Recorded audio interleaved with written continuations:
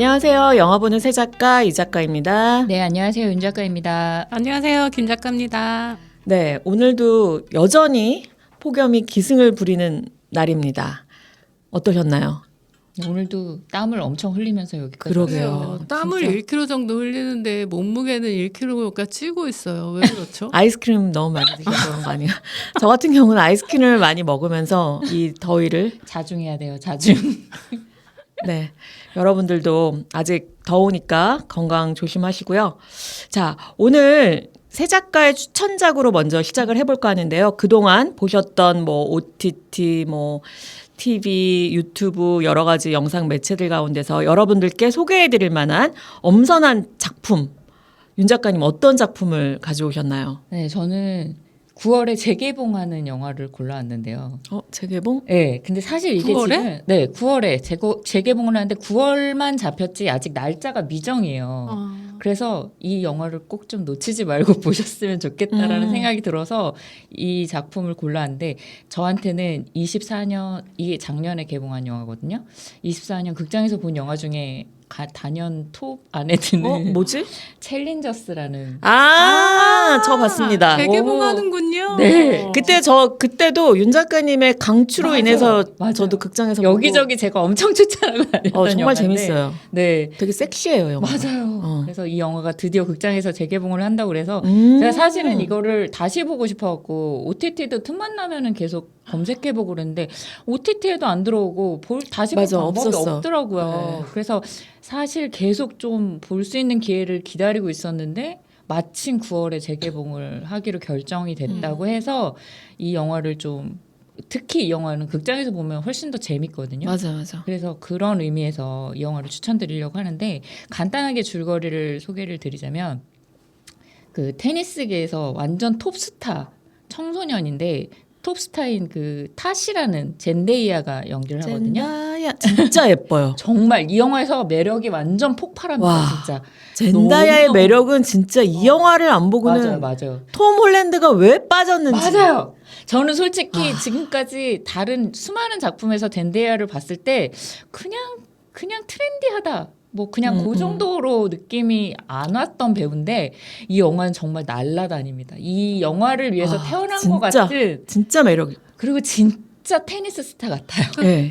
배우 중에 이 영화를 위해 태어난 것 같은 느낌을 주는 작품을 만나는 배우들이 맞아요. 있더라고요. 맞아요. 젠데이아는 이겁니다. 듄이 아니에요. 듀는 아니에요.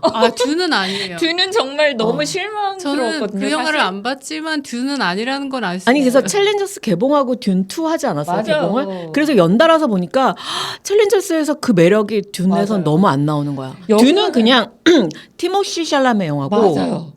그리고 여기는 완전 팔딱팔딱 막 이렇게 살아 움직이는 막 그런 너무 느낌인데 듀는 약간 썩은 동태 같은 그런 느낌이랄까. 네?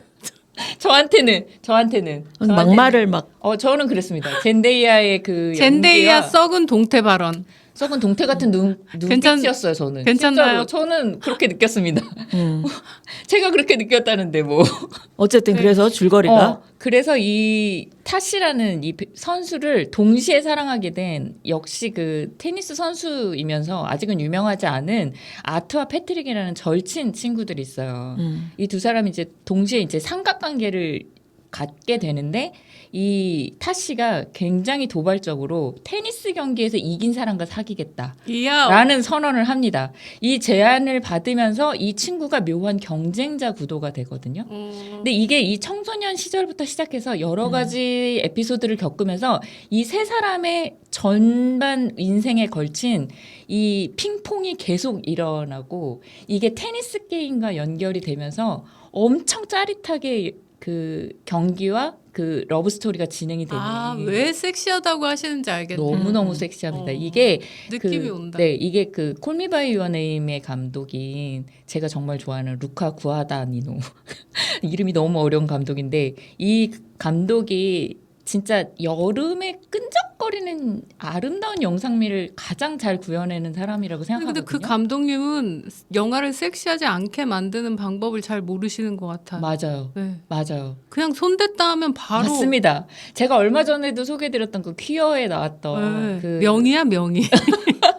명인. 거기서도 그 걸어만 다녀도 막 섹시함이 막 줄줄 흐르는 그러니까. 그런 연출과 배우를 골라내는 그런 약간 탁월한 능력이 있으신 것 같은데 이 영화는 특히 솔직히 말하면 장면이 야한 장면은 거의 등장하지 않아요. 그래서 섹시한 거잖아요. 맞아요. 노골적으로 야한 장면 하나도 나오지 않고요. 근데 이 전체적으로 이 테니스 특히 그 경기 장면이 음악하고 그 연출이 거의 배드신이죠. 네, 맞아요. 완전 영화 전체가 배드신처럼 느껴질 정도로 하면서 치는 거 있잖아요. 그리고 이게 되게 묘한 게 처음에는 그 필라테스 할 때 나는 소리 아니에요? 그런가요? 안 해봐서 필라테스는 이거죠. 이게 처음에는 여자 하나를 사이에 둔 남자 둘의 삼각관계처럼 보이는데 전반적으로 보면 이 남자 둘 사이에 여자가 낀 것 같은 느낌도 드는 오. 굉장히 묘한 구도예요. 그렇다고 남자 둘이 사랑하고 이런 장면이 나오지 않지만 이런 전체적인 섹시 텐션이 영화 내내 진행이 되고요.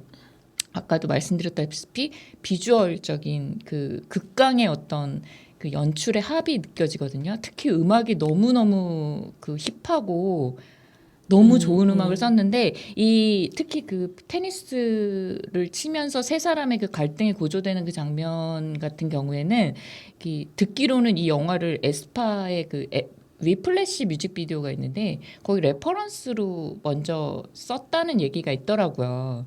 뭐 정설인지는 잘 모르겠지만, 그러니까 이걸 참조하자 이런 느낌의 영상을 만들자라는 의미로 베꼈다는 의미가 아니고요. 그럴 정도로 굉장히 영상미에 약간 그 파격적인 교과서 같은 이게 어쨌든 눈이 굉장히 즐거워요. 교과서는 아닙니다. 교과서는 재미가 없잖아요. 아, 그래요? 이건 재밌어요. 재밌어요. 엄청 재밌어요. 네.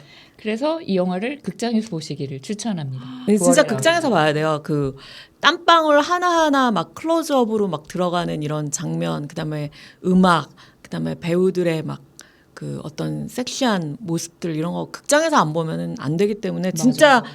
이번에 9월에 진짜 안 보신 분들은 저도 네. 추천드립니다. 저도 또 볼 겁니다.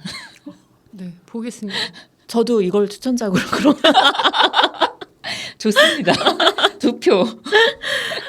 저는 오늘 추천할 작품이 저도 영화예요.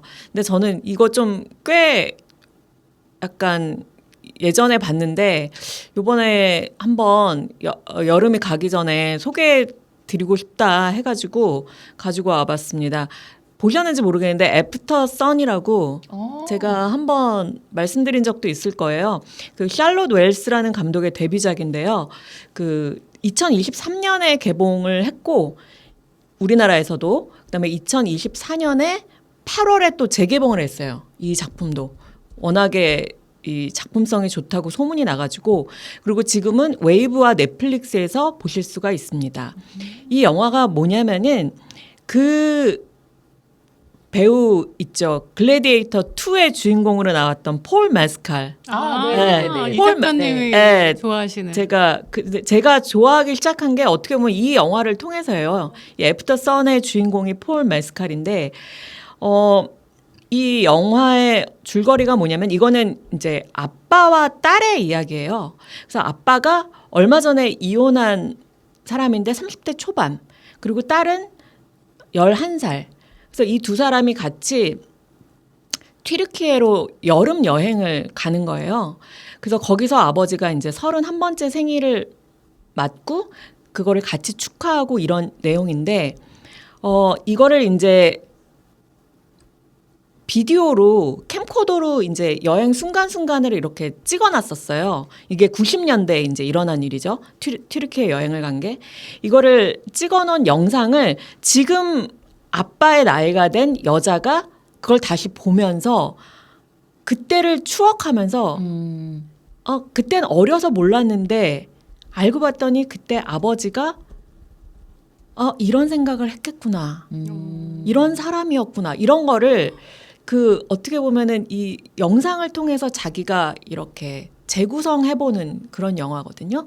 근데 이 아버지가 뭐냐면은 아버지가 그때 굉장히 불안하고 우울하고 엄청난 슬픔과 아픔에 시달리고 있었던 한 남자이자 아빠이자 그런 방황하는 청춘이었다. 청춘? 30대 초반이지만 뭐 그런 거를 그 딸이 커서 이제 깨닫게 되는 영화인데 굉장히 되게 막 이 홈비디오의 어떤 그런 느낌? 촬영과 편집 자체가 그다음에 이제 기억도 불완전하잖아요, 사람이. 근데 그런 질감이나 그런 느낌을 되게 영상에서 잘 살렸어요.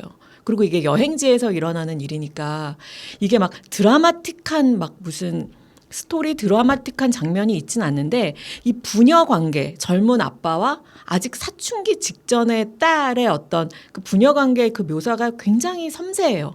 그러니까 아빠가 그때 했던 말, 아빠의 뭐 몸짓, 그다음에 둘이 가만히 쳐다보는데 어떤 그 침묵 속에서 드러나는 어떤 사랑이라든지 어떤 단절감이라든지 이런 것들이 너무 섬세하게 잘 그려진 거예요.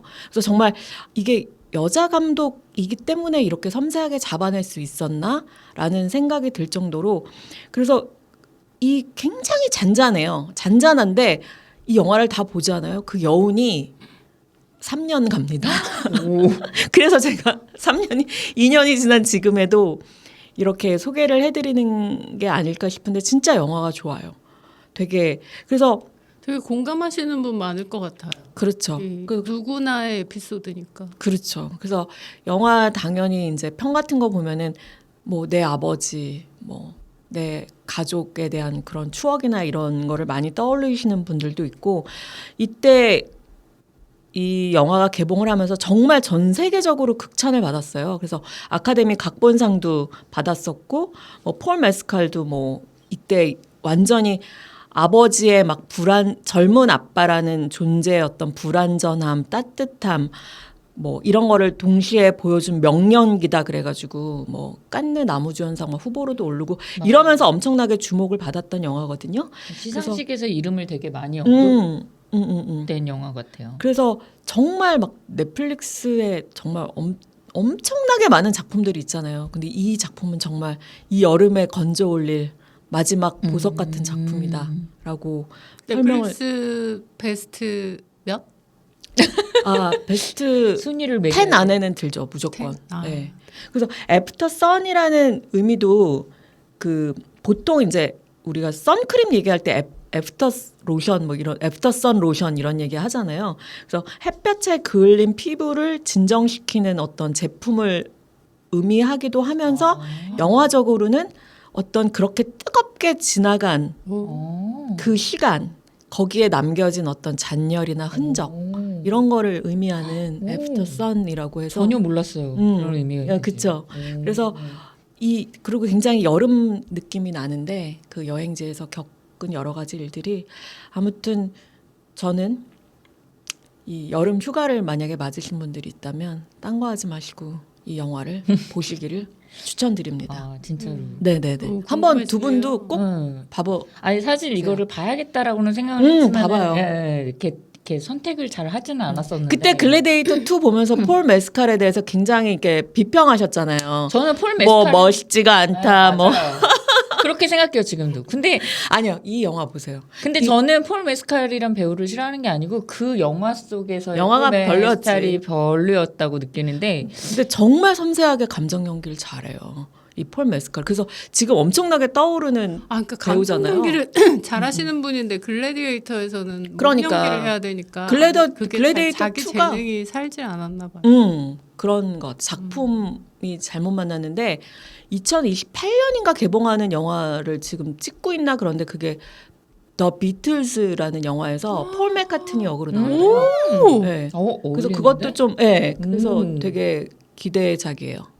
두 글자가 같네요. 이름이 폴 맥까지. 네, 그러니까 폴메입니다. 큰 의미가 있네요. 그 캐스팅 폴메 아니고 폴메. 폴메 검색하다가 스칼이 걸려가지고 검색어에 걸려서 캐스팅한 거 아닐까?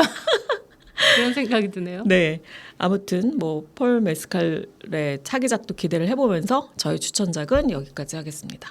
김 작가님은 어떤 작품 추천해 주시겠어요? 네, 여러분 넷플릭스에 진짜 대박 프로그램이 하나 뭔데? 업데이트됐습니다. 두구두구.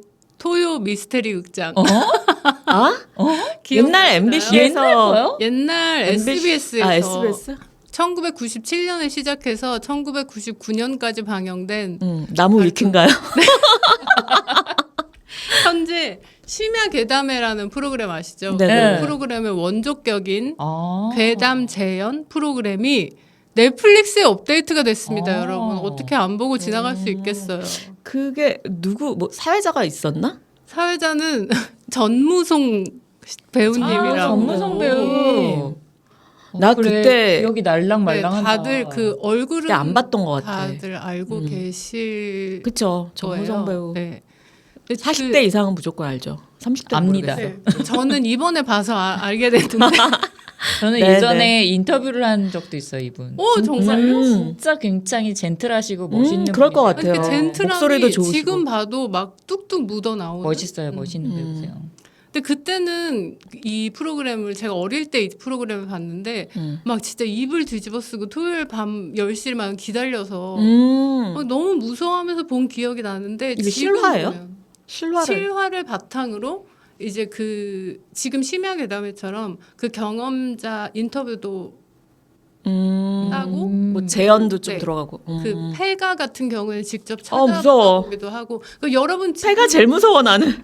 알고 계시는 이승환 뮤직비디오의 뮤직비디오. 그게 이 토요 미스테리 극장에서 그거 다뤄요? 네, 그걸 다뤘었어요. 아, 진짜. 그래서 그때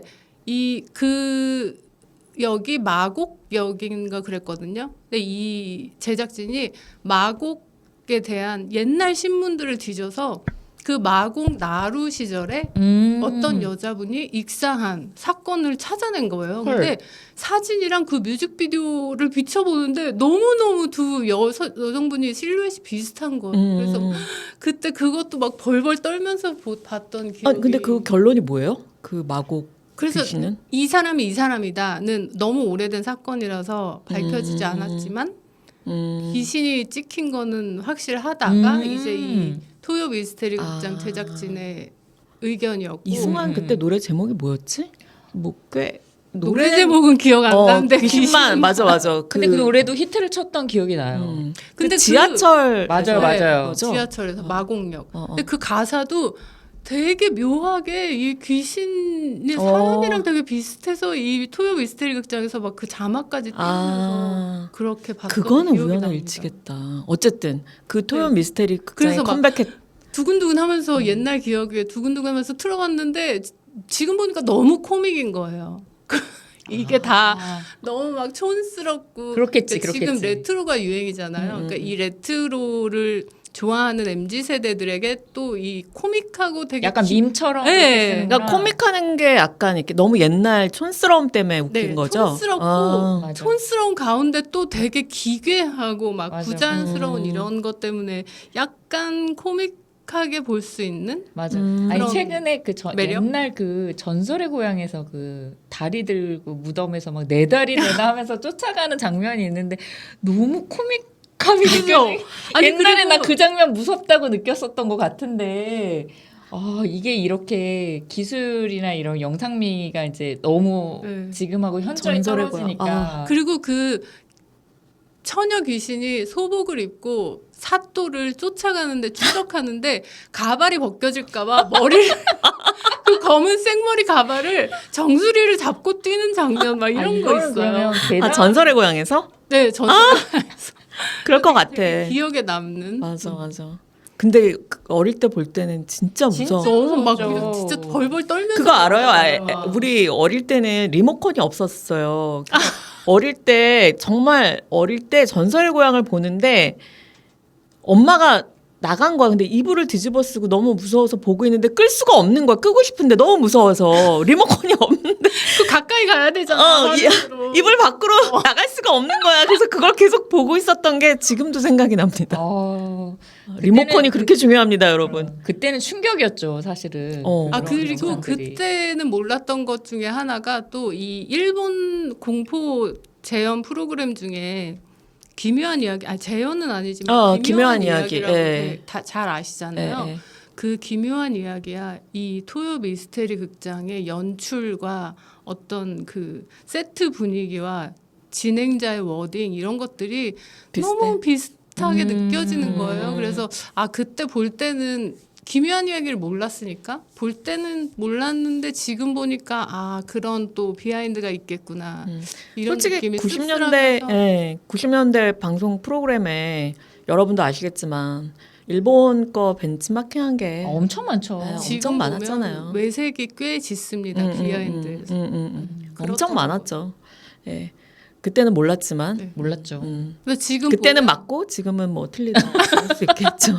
그때는 그게 맞았어요. 왜냐면 그 뭐 부장님 이런 사람들이 일본 프로그램을 소개를 해줘요. 이런 거를 좀 봐라. 그러니까 보라는 거는 저도 참고를 저도 하라는 거죠. 맞아요. 네. 특히 네. 그런 지금은 안 그러지만 옛날에는 시상식 같은 거 준비를 하면은 그 기본 자료로 일본 프로그램을 쫙 갖고 와서 여기서 베껴 쓸 만한 거 몇 개를 뽑아라 뭐 이런 식으로 지금은 절대 그렇지 않습니다. 그지만 그럴 그 때가 당시에 있죠. 당시에는 진짜 그 덕분에 지금의 K-팝과 한국 뭐 대중문화가 이렇게 발전한 거 아니겠습니까? 네. 로 네. 포장하는 걸로. 네. 역시 K가 아유, 좋은 것이요. 네. 그렇게 좀 살짝 포장을 해보면서 옛날에는 그랬다. 그래서 김 작가님의 추천작은 토요 미스테리 극장. 네. 이 작가는 애프터 선. 저는 챌린저스입니다. 네. 오늘 영화가 2편, 그다음에 시리즈 시리즈? 어, 시리즈 90년대 시리즈. 네, 90년대 TV 시리즈물이 1편 이렇게 되겠습니다. 자, 그러면 오늘 메인 작품이 있죠. 네. 8월 20일 날 개봉한 신작 외화인데요. 2025년에 썬댄스 영화제 미드나잇 섹션 개막작이고 부천국제영화제 관객상, 작품상을 수상한 화제작입니다. 자, 제목은 어글리 시스터. 네, 어글리 시스터. 화제작 맞나요? 화제작 화제작이라고 하죠, 뭐. 우리나라에선 큰 화제가 되지 않는 것 같은데 네. 화제가 되길 기다렸잖아요. 저희가 이제 20일 날 개봉을 하고 지금 며칠 지나서 그 화제가 될 것이다. 아니, 근데 약간 기대보다는 조금 조용한 것 같긴 해요. 네. 저는 이거 개봉하기 전에는 조금 그래도 영화 보는 사람들 사이에서는 조금 화제가 될 거다라는 생각을 했는데 개봉하고 나니까 생각보다는 좀 조용한 느낌이 있어요. 그래서 저희가 이제 화제를 불러일으키기 위해서 이렇게 준비를 해봤습니다. 자, 어글리 시스터 어떤 영화인지 모르시는 분들을 위해서 먼저 윤 작가님이 줄거리 짧게 소개해 주시죠. 네. 이 기본적인 스토리는 신데렐라 스토리를 네. 기본으로 하는데 주인공이 신데렐라가 아니고 그 신데렐라의 의부 자매가 그 주인공이 되는 잔혹 동화라고 생각하시면 되는데요. 신데렐라 여기서는 이름이 이제 아그네스인데 네네네. 편의상 신데렐라라고 할게요. 신데렐라라는 딸을 가진 귀족과 엄마가 재혼을 해서 이 집에 들어오게 된 의부 자매가 있는데 그 중에 한 명이 엘비라라는 소녀예요. 이 친구가 이제 주인공인데 이 친구는 정말 평범합니다. 예쁘지도 않고 그냥 정말 평범하면서 왕자와 결혼을 꿈꾸는 그냥 그런 순진하달까? 좀 그런 그냥 보통의 여자인데 마침 왕궁에서 왕자의 신부감을 고르는 파티에 이 전국에 있는 그 여성들이 초대를 받게 되고 이 왕자와 결혼을 해서 그 꿈을 이루며 동시에 이 집안을 일으켜 세워야겠다라는 야망을 가지고 뼈를 깎는 성형과 엄청나게 희생적인 괴상한 다이어트를 실제로 하면서 점점 미인에 가까워지고는 있지만 점점 그 미에 집착하면서 결국에는 파국이다. 완전 파국으로 가는 그런 영화입니다. 네. 어떻게 보셨는지 짧은 어떤 첫인상 김 작가님 어떻게 보셨어요? 짧게. 저는 굉장히 어중간하더라고요, 영화가. 맞아요. 신데렐라의 미모부터 뭐 예쁜 것 맞아요. 같으면서 안 예쁜 것 같으면서 왕자님도 정확히 잘생긴 것 같으면서 안 잘생긴 것 같으면서 그 노린 거 막 아닌가요? 노린 거? 아니, 그 평범한 여성도 어떻게 보면 예쁜 것 같고 어떻게 보면 못생긴 것 같고 막 이런 맞아요. 스토리도 막 되게 기괴하려다가 말려다 맞아, 막 이렇게 맞아요. 모든 게 어중간했다 음. 라고 보고 느꼈어요. 정확히 제가 본 느낌하고 똑같고요. 저는 솔직히 말해서 이게 어쨌든 바디 호러라는 장르를 표방하고 네. 굉장히 좀 고어할 거라는 예상을 하고 갔거든요. 사실 그런 장르 별로 보는 걸 좀 즐겨하지 않는 편이라서 그리고 실제로 여기서 이제 잔인한 장면들이 나오긴 나오니까 그런 장면들은 거의 화면을 못 보긴 했지만 저의 예상보다는 훨씬 순한 맛이라고 할까? 네. 정말? 네. 바디우러 치고 이게 순한 맛. 끝까지 가지 않는 느낌, 너무 타협하는 느낌이 많이들 이게 그 처음에 기대했을 때의 어떤 내용과 한치의 약간 반전도 없이 얘기도 끝나버리고 뭐랄까 그 포스터에서 봤던 장면이 이 영화를 함축하면서 모든 것의 처음과 끝이었구나라는 느낌이 들더라고요. 저는 좀 다르게 봤는데요. 이제 저희가 이제 서브스턴스로 다 이제 백신을 한 방씩 맞았잖아요. 근데 좀 여전히 좀 눈뜨고 보기가 저는 너무 힘들었고 괴로워요. 저는 굉장히 좀 고어하다고 느꼈고 그리고 저는 항상 그 영화의 런닝 타임이 딱 런닝 타임으로 끝나는 게 아니라고 생각하기 때문에 처음에는 보고 나서 약간 물음표였다면 약간 집에 돌아와서 곰곰이 생각하면서 내가 재밌게 봤구나라고 느꼈던 작품입니다. 자, 집에 와서 생각한 어떤 내용 같은 게 되게 궁금한데요. 어떤 생각 이후에 재밌게 봤다는 내용? 결론을 내리셨는지. 일단 이 영화의 저는 엔딩이 좋았고요.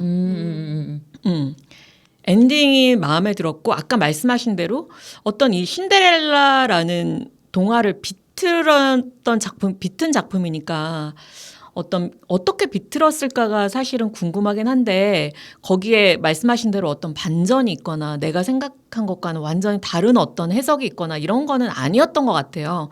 일단 의붓 자매를 주인공으로 했다는 것부터 뭔가 예상되는 뭐 얘기들이 그래서 조금 그 부분에서 좀 흥미가 떨어졌는데 그래도 마지막 엔딩에서 저는 카타르시스가 있었고 그래도 한 작품으로서의 어떤 완성도 가치는 있었다라고 그거는 생각을 진짜 해서 맞아요. 맞는 것 같아요. 그래서 재미가 있었다. 맞아요. 그 엔딩 덕분에 약간 그래 신데렐라처럼 예쁘게 태어나서 뭐 왕자랑 결혼하는 게 과연 행복한 삶이야? 이런 그렇게 됐잖아요 결국에는. 네 그런 의문도 들고 이런 고통스러운 과정을 통해서 네. 자기를 찾은 네. 이 언니가 스텝시스터가 훨씬 더 의미 있는 삶을 살게 되지 않을까. 근데 진짜 저는 근데 이게 고어라는 의미에서 굉장히 끝이 좀 뭐 서브스턴스만큼 네. 좀 완전히 붕괴되거나 막 더 잔인하게 끝이 날 거라고 기대를 하고 갔나 봐요. 그래서 저는 애벌레를 꺼내는 장면에서 사실은 그 뭐 내장이나 창자까지 나와서 그래서 그녀가 죽는 결론이 아닐까라는 예상을 했었거든요. 근데 곰곰이 진짜 생각을 해보니까 그렇게 되면은 너무 희망이 없는 그렇죠. 그냥 그런 결론일 것 같다. 그래서 말씀하신 대로 이런 결론이 훨씬 더 좀 희망적이고 좀 더 뭐랄까 이 보는 사람들에게 어떤 메시지를 주는 데는 조금 더 용이하지 않았나. 그 애벌레에 대한 설명이 좀 필요할 것 같은데. 네, 애벌레는 이 괴상한 다이어트를 한다고 그랬잖아요. 그 애벌레의 알을 구충 뭐라고 부르죠 그거를 삼킵니다. 그 벌레 알이라고. 벌레 알을 삼켜서 촌충. 네, 그게 이제 뱃속에서 이제 부화가 되고 막 자라면서 이 다이어트 효과는 이게 실제인지는 잘 모르겠지만 영화 속에서는 이 그녀가 먹는 음식을 자기가 먹는 게 아니고 애벌레가 대신 먹는다 이런 설정. 벌레가 먹는 거잖아요. 그렇죠. 옛날에 먹어도 그런 말 살이 안 있잖아요. 찐다. 맞아요. 계속 먹는 사람한테 너 배에 회충 있는 거 아니야? 맞아, 그게 과학적으로 유사 과학 비슷하게 있는 것 같아요. 그래서 저는 이것도 계속 배에서 이렇게 소리가 나고 뭔가 벌어질 것처럼 계속 이 리주를 주잖아요. 그래서 저는 뭔가 이 벌레로 인해서 파티장에서 뭔가 큰 사단이 나거나 그러니까 좀 더 저는 잔인하거나 뭔가 반전을 엄청 조금 기대를 하고 봤었나 봐요. 그래서 솔직히 그냥 그렇게 그 상태에서 마지막에 그 구역질을 하면서 애벌레를 꺼내서 그 동생이 엘비라의 동생이 네네네. 그 억지로 그 애벌레를 막 끄집어내 가지고 결국 토하면서 이거에서 해방? 스스로 해방되게 되는 장면이 애벌레 장면입니다. 마지막에 그 모든 일을 마치고의 표정이 되게 속 시원하다 의미심장했죠. 같은. 그 뭐 촌충이라고 하는데 어쨌든 그 애벌레 알을 먹음으로써 다이어트를 하는 거기 그거 완전히 그냥 현대판 위고비죠. 위고비고 그다음에 저는 이게 현대적으로도 너무 말이 돼서 이게 옛날 뭐 고전 신데렐라가 아니라 그냥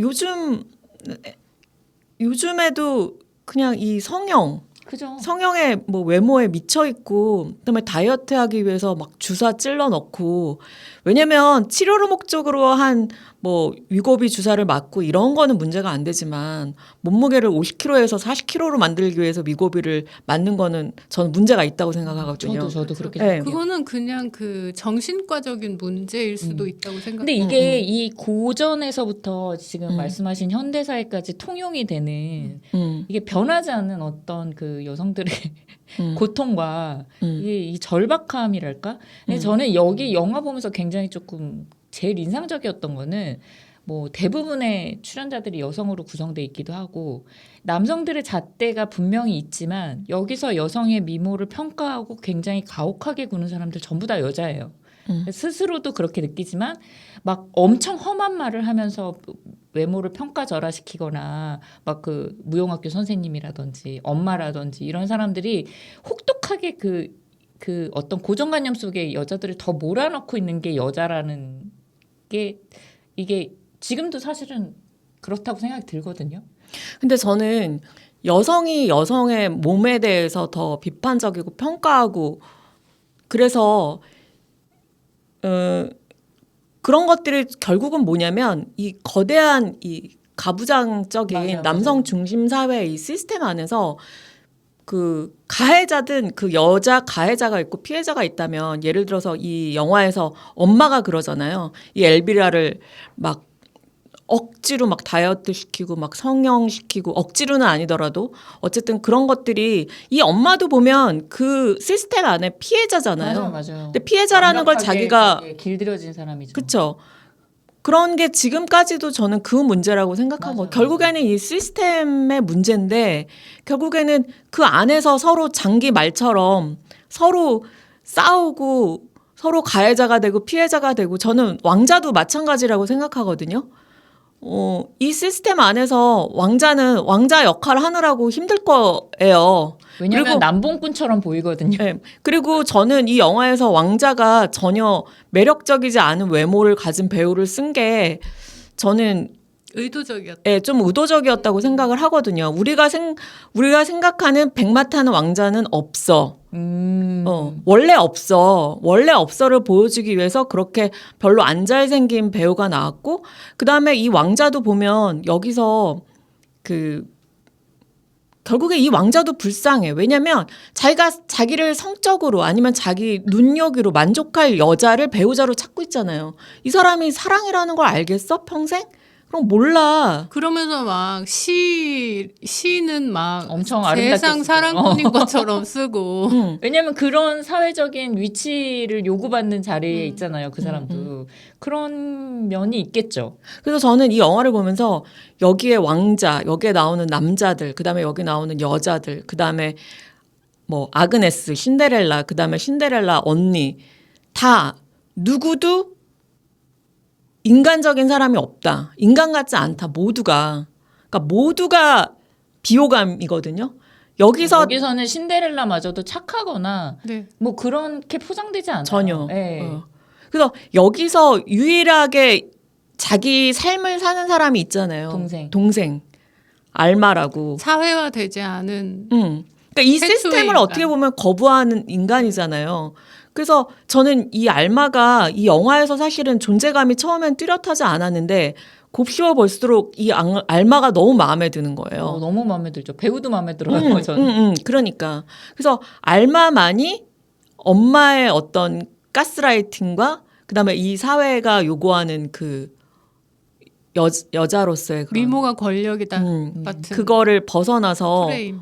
어떤 장면에서는 약간 의도적으로 남장을 한 것처럼 보이기도 하고. 맞아요. 그리고 취미가 말 타는 거잖아요. 그래서 저는 나중에 이거는 스포일러가 될 수도 있지만 마지막에 그 벌레를 언니 몸에서 끄집어내주고 그다음에 어쨌든 말을 타고 탈출을 하잖아요. 그게 백마탄 왕자에 대한 완전히 진짜 엿먹임처럼 느껴져서 결국엔 알마가 말을 끌고 와가지고 언니를 구원해주는 이야기고 근데 진짜 왕자는 이 동생 알마구나라는 거를 알게 해줘서 저는 곱씹어 볼수록 그런 게 너무 마음에 드는 거예요. 엔딩이 진짜 맞아요. 이 엔딩이 가장 엔딩을 마음에 향해 드는 달리는 영화라고도 볼 수 있을 것 같아요. 그러니까 되게 엔딩에서 카타르시스가 여러분도 있지 않았어요? 네. 근데 신기한 게 뭐냐면은 제가 어떤 남자분이랑 같이 이 영화를 봤는데 이 엔딩의 카타르시스를 남자는 모르더라고요. 이번에도요?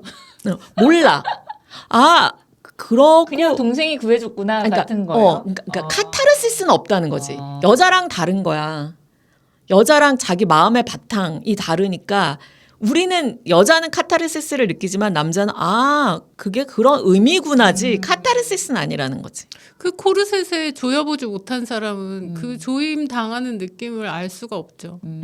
저는 그냥 이거 영화적인 감상을 떠나서 네. 이 시대의 여성들에게 이렇게 절박할 수밖에 없는 거 왕자와의 결혼이나 귀족에게 선택받는 게 되게 너무 절박할 수밖에 없었던 게 이거 말고는 사실은 자기가 생활을 꾸려갈 수 있는 어떤 경제적인 위치가 전혀 없잖아요.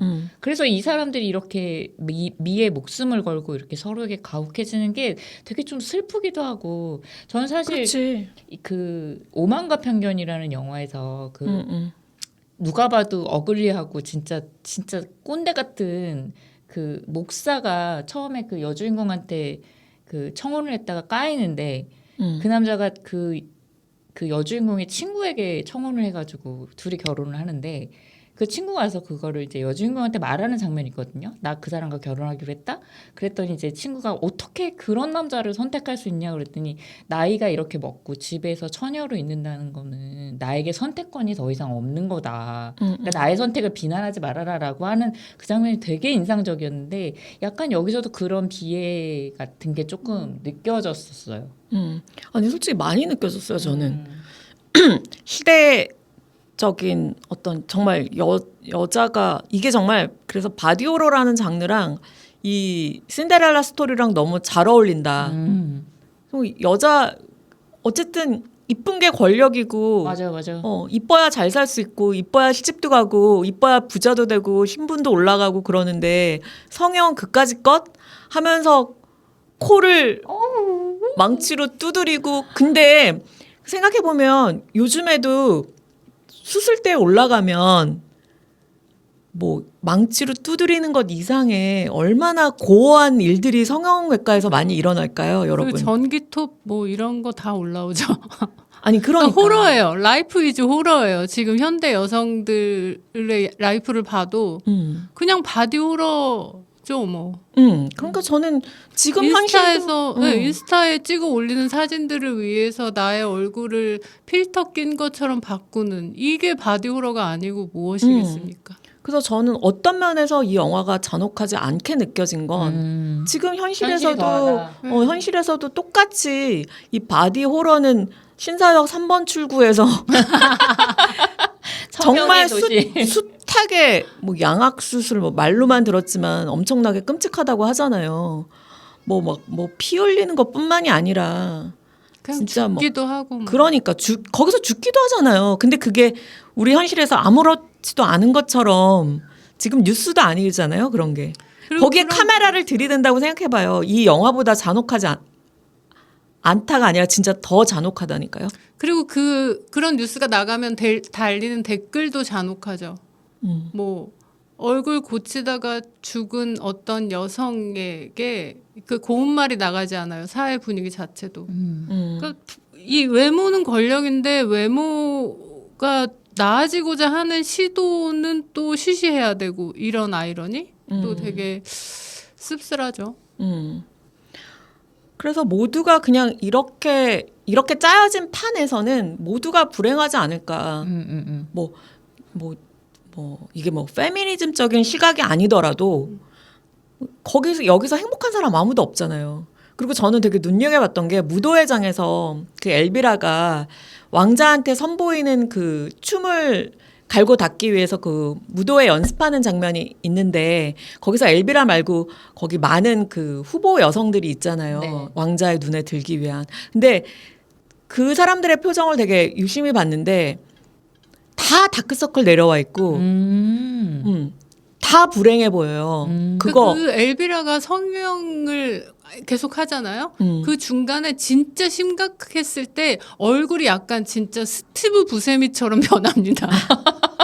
정말 갑자기 얘가 스티브 부세미처럼 생겨지는 그 순간이 있어요. 그게 바로 이 영화의 주제가 아닐까? 그 스티브 얼굴이 부세미가? 아니 그 얼굴이 스티브 부세미처럼 생겨진 그녀의 그 얼굴이 얼굴 뒤에 있는 그녀의 영혼의 아픔과 그렇지. 슬픔, 상처 이런 것들이. 그렇지. 근데 이게 진짜 아이러니하게도 이게 성형받고 다이어트를 하고 막 이래서 후반에 예뻐지잖아요. 실제로 예쁘게 보이는 거예요. 이게 그치. 이게 진짜 나도 비판적이지만 예쁘긴 하다라는 생각이 또 드는 다이어트 잘했네. 그런 근데 생각이 다이어트 그 안에 근데 그 안에 촌충이 들어 있고 맞아요. 가발 벗기면은 대머리고 그런 거 탈모. 그다음에 메이크업 다 벗기면은 그날 바로 그날 밤에 맨 얼굴을 드러냈을 때 얼마나 또 막 그 비천한 맨 얼굴이 있어요. 그래서 저는 이 영화가 사실은 더 수위가 셌으면 한다라고 말씀도 하셨지만 정말 지금 현실의 어떤 잔혹함까지도 보여준 영화다. 뭐 이 정도만 돼도라고 그런 생각을 많이 했던 것 같아요. 그래서 그 무도회 장면에 여자들도 누구도 행복해 보이지 않았고 그 다음에 그 무도회가 실제로 일어났을 때 거기 있던 남자들 앞에서 여자들이 되게 전시되잖아요. 한껏 꾸미고 그 다음에 제일 끔찍했던 장면 중에 하나가 그 엘비라가 그 엄마랑 같이 그 왕자 앞에서 춤을 출 때 그 이상한 신음소리 같은 거 냈던 거 아시죠? 뭐 고양이 같은 막 이상한 강아지. 강아지인지 워프 이거. 이러면서. 그러니까 정말 상품이고 그러니까 정말 비인간화의 끝까지 가는구나라는 거를 그 하는 그걸로 보여주는데 저는 그런 것들이 더 끔찍하더라고요. 그죠. 그다음에 그 남자들의 그 품평. 뭐 가슴이 어쩌다느니 뭐 허리가 어쩌다느니 뭐 이러면서 거기서 막 굴을 먹으면서 그런 얘기를 나누는 그런 맞아. 장면들. 거기에 제일 탑에 있는 그 남자가 왕자였던 거고. 그러니까 왕자가 고르지 않은 여자 중에서 자기네들이 골라가려고 대기하고 있는 거잖아요. 말하자면. 아 진짜 되게 끔찍하고 불쾌한 장면들이에요. 거기가. 그래서 이 영화에서 모든 남자들이 되게 무례하고 폭력적인데 그거를 또 가장 잘 보여준 장면이 처음 장면에서 얘네가 그 엄마가 망해가지고 늙은 남자랑 결혼하면서 그 식사 시간이 있는데 맞아요. 그 아빠가 의붓 아빠죠. 엘비라의 의붓 아빠가 이게 생일 축하라는데 케이크를 엘비라 얼굴로 던지잖아요. 네. 근데 그거를 되게 재밌는 조크라고 생각하고서 하잖아요. 그거 비위를 맞춰줘야 되니까. 네. 아니 근데 재밌는 조크라고 그 남자가 던지면서 히덕 거리는데 그 엘비라는 자기가 어떤 존재인지 이미 아는 거지. 여기서 살아남아야지 딸로서 인정받고 부자 아빠한테 사랑받고 이걸 아니까 그거를 맞은 상태에서 움찔했지만 막 웃는 거야. 막 그런 장면들이 너무 막 정말 그 코를 망치로 두드리는 장면보다 더 막간 아팠던 것 같아요. 저는. 그래서 저는 전반적으로 그래서 전체적으로 이 메시지들이 되게 강했는데 그게 저의 어떤 이렇게 마음을 많이 때려서 저는 그래서 좋다고 느꼈던 것 같아요. 그게 굉장히 현실적이다. 그죠. 지금 대비해봐도. 아버지가 케이크를 던질 때 그냥 엘비라한테 던지지 않아요.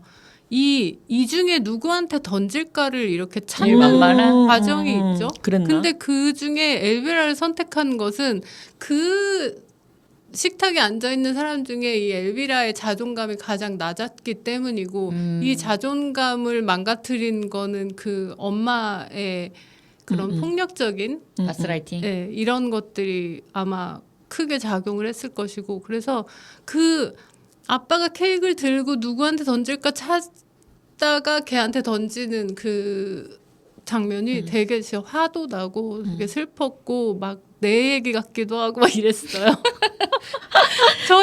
옛날에 저희 어머니도 저한테 너 공부 잘하고 예쁜 여자가 돼서 나중에 대통령한테 시집 가라.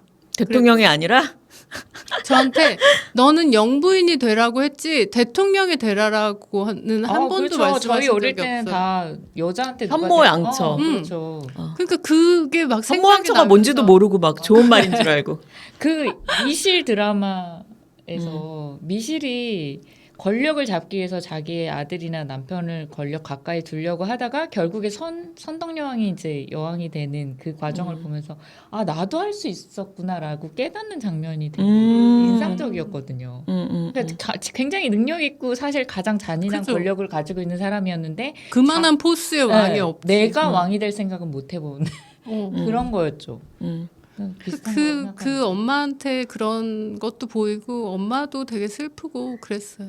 그치. 엄마도 자기가 돈이 없으니까 부잣집 완전 그 노인한테 맞아요. 굉장히 이 여자도 보면 열망도 많고 어떻게 보면은 재능이나 실력도 있을 것 같은 여잔데 예쁘기도 하세요. 예쁘고 네. 그런데 결국 자기가 할 수 있는 거는 몸으로 그래서 마지막 장면이 딸이 그 엄마 침실에서 장신구를 훔쳐가지고 도망가기 알마가 예. 예, 둘째가 엄마랑 눈이 마주치는데 엄마는 그 장면에서 그 침대에 있는 다른 남자를 만족시켜 주려고 그 서로 쳐다보는 그 눈빛 그게 되게 인상적이었어요. 그것도 되게 끔찍했어. 엄마를 저런 식으로 보여주는구나부터도 그렇고 그 엄마가 어떤 식으로 이 제도 안에 흡수돼 있구나. 그래서 굉장히 살려는 발버둥이잖아요.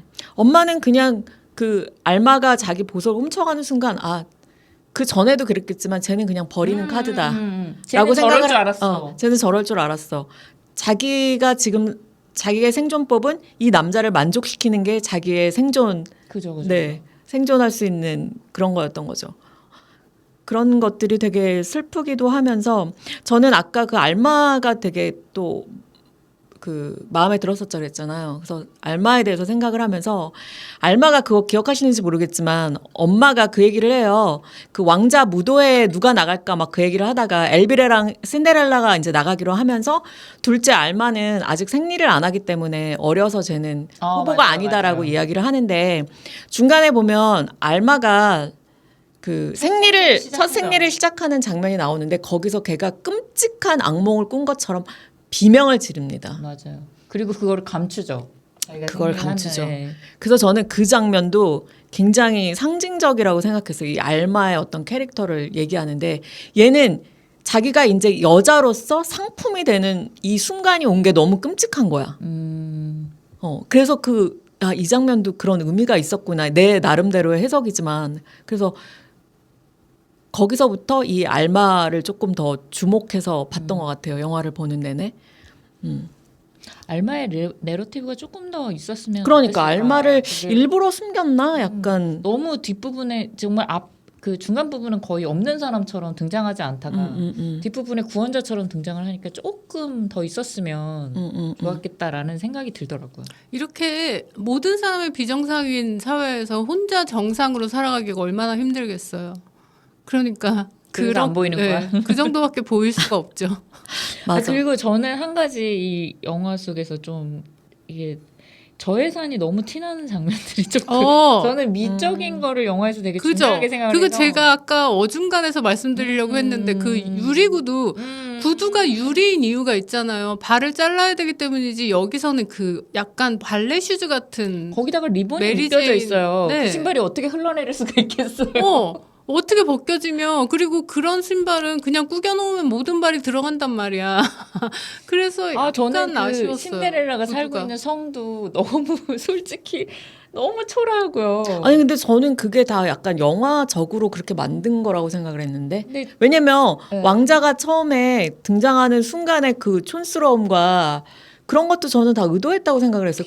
그 의도함이 이 영화의 어떤 색깔이라고 생각을 해서 근데 구두 완벽하진 않지만 나름의 완벽을 추구하는 거죠. 그건 구두는- 너무 좋은 해석이 아닐까요? 아 그래요? 저는 좋게 봐서 그런가 봐. 되게 그러니까 일부러 키치하게 그렸다는 성은 느낌? 그럴 수 있다고 생각을 하는데 구두는 발을 어떻게 성형을 해야 되기 때문에 유리여야만 했고 진짜 어떤 중요한 오브제잖아요. 그러니까 그렇긴 그 하죠. 구두의 아름다움이 되게 큰 의미를 가질 것 같은데 그렇게 그냥 메리제인으로 퉁친 게 아쉽긴 했어요. 근데 저도. 그 그림 형제 동화에서는 그게 유리 구두가 아니래요. 황금 휴즈로 나온대요.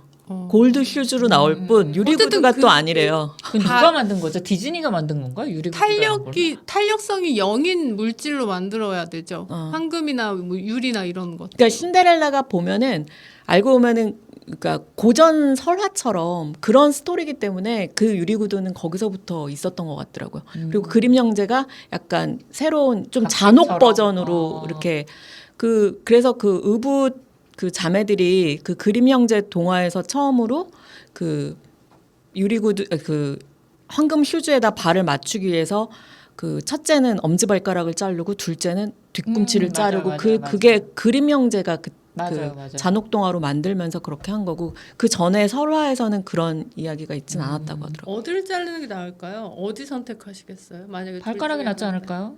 발가락 자르면 걷기 되게 힘들어요. 발 뒤꿈치는 뭐 그러면 전 그냥 아니. 구두를 찍고 싶어요. 아니 짜증나. 잘라야 한다며. 아니 발 잘라야 뒤꿈치는 한다면. 잘라봤자 얼마 자를 수가 없단 말이에요. 그렇지 않아요? 저는 뒤꿈치. 그래요? 면적이 발가락- 너무 좁은데 발가락 일단 패티를 해야 되고 중요한. 아 여러분 지금 이 영화를 보고 어디를 자를지를 아니 Sorry. 이 영화에서 고어함도 놓칠 수는 없단 말이죠. 근데 그쵸? 발가락 그 장면 진짜 너무 맞아, 끔찍했어요. 끔찍해요. 가장 끔찍한 장면이긴. 그것과 그 눈 성형하는 그 장면은 진짜 그거 너무 거의 소름끼쳐요. 시계태엽 오렌지 맞아. 수준으로 잔혹해요 진짜. 그리고 또 하나 묻고 싶었던 장면이 저는 여기 의도한 장면이긴 한 것 같은데 그 약간 되게 촌스러운 화면빛과 그 음악으로 특히 그 여자들이 춤추거나 이럴 때 네, 그렇게 한 장면들이 되게 꽤 많았거든요. 네, 네. 그래서 저는 음악이 너무 거슬리는 거예요. 그런 음악 별로 되게 그 거슬리지 않았어요. 삐크프로에 그래요? 삐크프로에 많이 등장하는 그러니까 옛날 90년대 같은 시계태엽 오렌지에도 많이 나와요. 그런 저는 이게 의도한 것 같긴 한데 너무 거슬린다라는 생각이 들었었거든요. 전혀 너무너무 그렇진 의도처럼 느껴졌고 저는 그 의도가 그리고 뭔지 그 화면에서 보이니까 오히려 더 좋았고 그러니까 이 영화는 의도가 너무 명확해요. 예. 메시지도 너무 정확하고 그래서 불편할 수도 있어요. 네. 보면서 그래서 약간 너무 적나라하다. 너무 비틀기가 다른 게 없이 네. 너무 예상대로 네, 가니까. 맞아요. 저는 그게 조금 아쉬웠어요. 근데 저는 그냥 그런 거 하나하나 뜯어봤을 때 그래도 말이 되게 만들었고 그런 것들이 마음에 들었던 것 같아요. 뭐 큰 어떤 흥미로운 막 어떤 죽이는 장면이랄지 서브스턴스처럼 그런 건 아니었지만 그리고 이게 있는 이야기잖아요. 있는 이야기니까 너무 그냥 이야기 자체가 동화 자체가 스포일러기 때문에 그런 재미는 조금 덜 했지 않나. 그리고 저는 한 가지 그 생각이 든 게 여기서 엘비라가 처음에는 굉장히 순수한 사랑을 꿈꾸잖아요. 맞아요. 그 백마 그 왕자가 그 쓴 시인가? 그거를 보면서 맨날 그 왕자님과 키스를 막 꿈꾸고 그래서 그거를 보면서 저는 이것이야말로 그런 시라든지 그 요즘으로 얘기하면 그런 미디어 옛날에 우리도 다 백마탄 왕자님이 어딘가 있을 것 같은 본인들은 안 그랬나요? 저는 정말 그런 게 있는 줄 알았어요. 근데 그런 존재에 대한 가스라이팅이 너무 이 사회는 심하다. 그래서 그게 너무 화가 나는 거예요. 요즘에는 그렇지 않지만 지금 잘 나가는 드라마 작가들도 얼마나 옛날에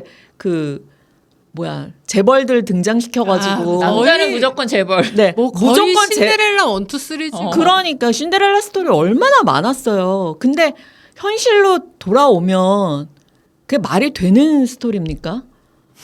근데 재벌을 이렇게 오래 살면서 한 번도 본 적이 없습니다. 아니 그것도 그렇고 그러니까 이 엘비라의 그 왕자가 쓴 시도 마찬가지야. 왕자가 그렇게 멋있는 남자야? 절대 아니잖아. 근데 그 시 속에서는 아까도 말했지만 엄청난 사랑꾼인 것처럼 이 순진한 여성을 말이야. 그래서 저는 옛날에 그 캔디 있잖아요. 그 네. 캔디 진짜 좋아했었어요. 어렸을 네. 때. 그랬는데 제가 늙어가지고 캔디 다시 봤거든요. 그때 송은이 씨가 한번 얘기한 적도 있는데 캔디를 다시 보잖아요. 캔디가 진짜 멋있는 여성인 거 아세요? 그럼요. 어렸을 때는 근데 어렸을 때는 저도 가스라이팅을 당했는지 뭐지? 그 알버트 아저씨, 그다음에 안소니, 그다음에 아치, 스테아, 그다음에 누구야? 그 누구죠? 결정적인 테리. 내가 그 중에 누굴 좋아해야 되는지 얼마나 고민했는지 몰라요. 진짜 그래서 선택은 저는 그때 테리 좋아했고 아치 좋아했습니다. 네.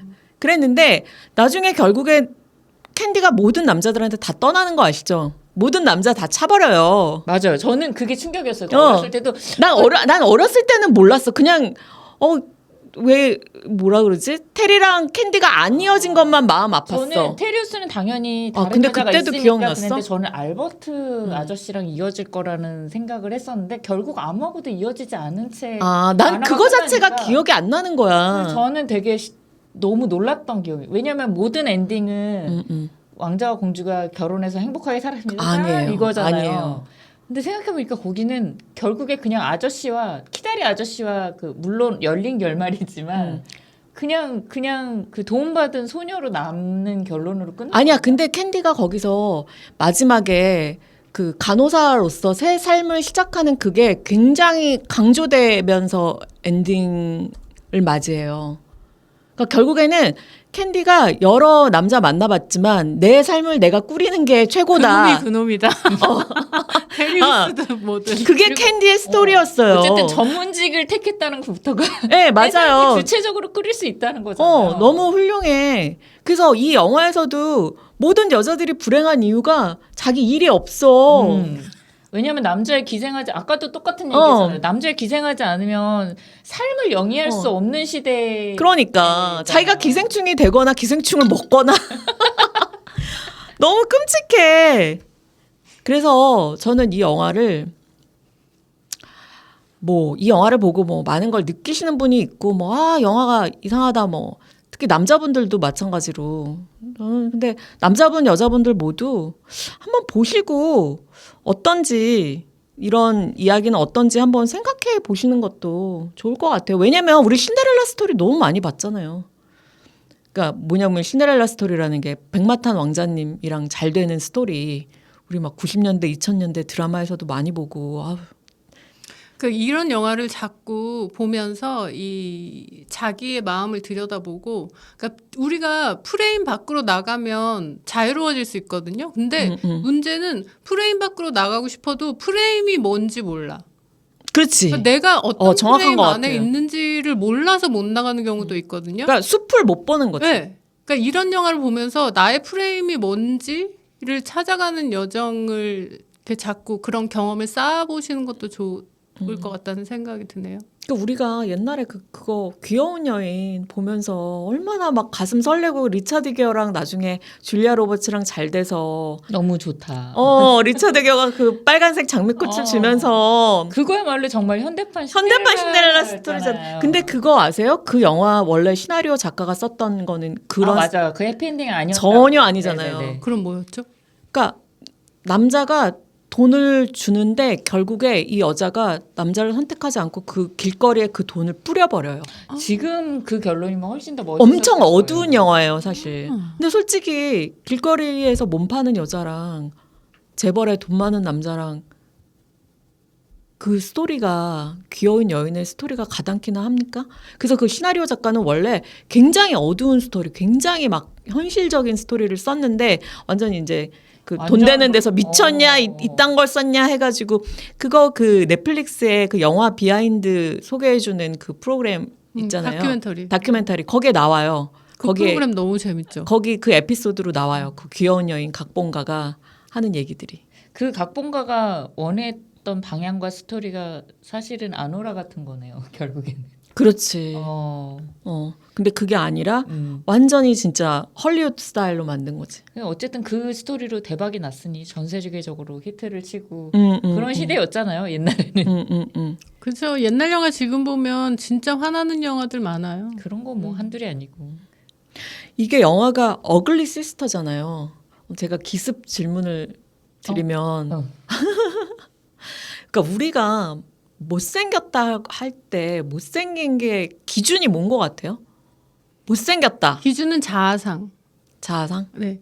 내가 얼굴이 어떻게 생겼든 간에 내 자아상이 내가 좋고 나는 내가 당당하면 예뻐 보이는 스스로 때 예뻐 있죠. 보이는. 스스로가 아니고 다른 사람이 봤을 때도 다른 어. 사람이 보는 것은 내가 보는 것이다라고 생각하거든요. 그래서 내가 나를 예쁘게 보면 다른 사람도 나를 예쁘게 본다. 그러니까 어글리라는 거는 인상이 좋고 안 좋고 뭐 눈빛이 쎄해 이것과 달리 어글리한 사람들의 내면은 되게 자신감이 없고 항상 움츠려들어 있어요. 맞는 그 얘기 같아요. 내가 나를 보는 마음이 다른 사람이 나를 보는 마음이다라고 생각해요. 그러니까 뷰티도 기세인 거죠. 맞아. 모든 게 다 기세예요. 맞아요. 저는 뭐 이런 얘기하면 그렇지만 예를 들어서 제가 어떤 사회적인 기준에는 만약에 통통해요? 뚱뚱해요?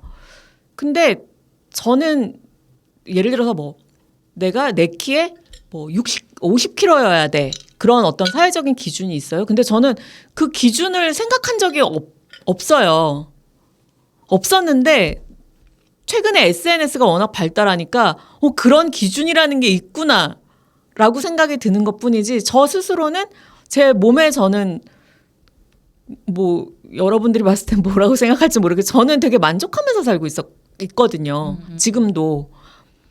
근데 이 기준에 자꾸 맞추다 보면 내가 못생겼나? 내가 퉁퉁한가? 이 기준이 자꾸 SNS에 그런데 보면 가끔씩 찔리거든요. 난 예쁘다고 생각했는데 내가 예쁜 게 아닌가? 근데 결국에는 그 남들이 막 써놓은 SNS의 그런 글, 그런 시선, 그게 아니라 내가 나를 봤을 때 예뻤던 나, 그거를 유지하면 되지 않나. 그래서 김 작가님이랑 좀 비슷한 맥락인 것 같아요. 네. 그래서 윤 작가님은 뭐 그래서 저는 그렇게 생각을 해본 적이 있는데 솔직히 예쁜 여자들 자체, 그러니까 객관적으로 사람들이 예쁘다고 하는 배우들이나 뭐 이런 사람들도 사실은 자기가 예쁘다고 함부로, 그러니까 자기의 부족한 면을 생각하고 여기는 좀 별로예요라고. 망언을. 네. 근데 그들은 진짜로 그렇게 느낄 수도 있잖아요. 만족이 없는 기준을 약간 너무 이상적인 기준을 다 같이 그러니까, 맞아. 쫓으면서 살고 있는 게 아닐까. 그래서 어떤 성형의 길로 잘못 들어가면 계속 성형을 해서 자기를 변형시키잖아요. 만족시키기 위해서 우리 대중을. 얼굴은 못생기고 안 못생기고를 떠나서 되게 어우러지고 있거든요. 저 눈에는 저 코가 어울리고 저 코에는 저 입이 어울려. 그게 우리의 모든 사람의 얼굴이 가진 특징이에요. 근데 거기서 내가 윈터처럼 생겼는데 카리나 코를 해버려. 그러면 윈터도 아니고 카리나도 아니고 그냥 몬스터가 돼버리는 그런 결과가 성형의 한 형태인 것 같아요. 그러니까 요즘에 나는 솔로 안 보시죠? 근데 저는 보잖아요. 나는 솔로 27기에 정수기 되게 요즘에 핫한데 거기에 모든 남자들의 표를 막 받고 있는 여성인데 그 여성이 이제 예뻐? 이런 질문이 되게 많은 거예요. 예뻐? 진짜 예뻐? 왜냐면 너무나 수수하고 굉장히 자연스럽거든. 얼굴 하나도 안 고친 얼굴. 근데 저는 그게 정수기가 그래서 예쁘다고 생각해요. 근데 지금 우리는 약간 혼돈인 거야. 막 성형을 많이 한 얼굴들을 많이 보니까 내추럴한 미인을 보면 이게 미인인가? 조금 코도 더 오똑해야 되고 이분이 약간 화살코인데 코도 조금 들려야 되고 이런 약간 미의 기준도 서로 약간 혼돈스러운 게 있는 것 같은데 제가 아까 영화 같이 봤던 남자분이 그런 얘기를 잘 안 하는데 굉장히 예쁘다는 거예요. 굉장히 예쁘다. 그러니까 예쁘다는 게 너무나 자연스럽기 때문에 얼굴이. 근데 제가 봐도 그분은 예뻐요. 굉장히 자연스러워. 그러니까 이렇게 바람에 하늘하늘 머리카락이 날리고 막 이럴 때 예뻐 보여. 자연이랑 잘 어울려. 인조미가 없으니까. 그래서 저는 앞으로 그런 내추럴 뷰티가 진짜 예쁘다고 각광을 더더욱 받지 않을까. 그 내추럴 뷰티에 대해서 덧붙여서 한마디 드리고 싶은 말씀은 저는 사실 외모 컴플렉스와 병원 포비아를 함께 가지고 있는 아주 고통스러운 젊은 시절을 지낸 사람이거든요. 네. 그래서 너무 외모 컴플렉스가 심한데 주사 한 대도 못 맞아서 성형은 언감생심 생각도 못해. 안 하길 잘했어요. 네. 결론. 그래서 내추럴 제가 뷰티. 결론적으로는 성형을 안 하고 예뻐지는 방법에 대해서 엄청 공부를 많이 했단 말이죠. 여러분, 외모라는 것은 잠재의식이라는 비물질이 물질화된 거예요. 이게 양자역학이고 우주의 법칙이거든요. 어려워. 네. 그러니까 우리는 얼굴이 예뻐지고 싶다. 이 작가님이 말씀하신 자연스러운 미인, 그거는 잠재의식을 정화함으로써 이뤄낼 수 있는 아주 쉬운 길이 있어요. 성형이라는 힘든 도구를 사용하지 않고도 자신의 잠재의식을 바꾸고자 마음먹으면 아주 자연미인이라는 그런 외모는 따라오게 되어 있습니다. 여러분. 상담 어디로 받으러 가는데요? 김 작가님. 010. 그래서 이 잠재의식을 정화하려고 하면 뭐 예쁜 외모를 가지기 전부터 이미 예쁜 외모가 무슨 의미가 있나 같은 의미 통찰로 없다. 이어지면서 네. 오늘 이미 정신적으로 건강해진다는 것이죠. 철학에 아주 끝까지 가려고. 아니 근데 정말 맞는 얘기인 것 같아요. 그래서 제가 아까 그 기세다 이런 자아가 건강하고 아름다우면 이게 못생긴 사람을 위한 변명이 아니라 진짜 그런 것 같아.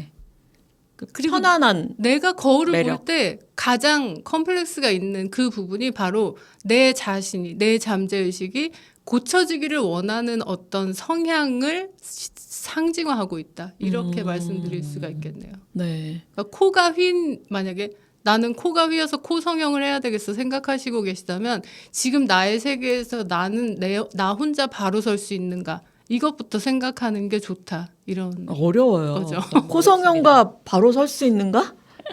네, 그런 게 있습니다. 그래서 유료 성형보다는 상담으로 가야 될 것 같아요. 너무 깊이 있는 대화로.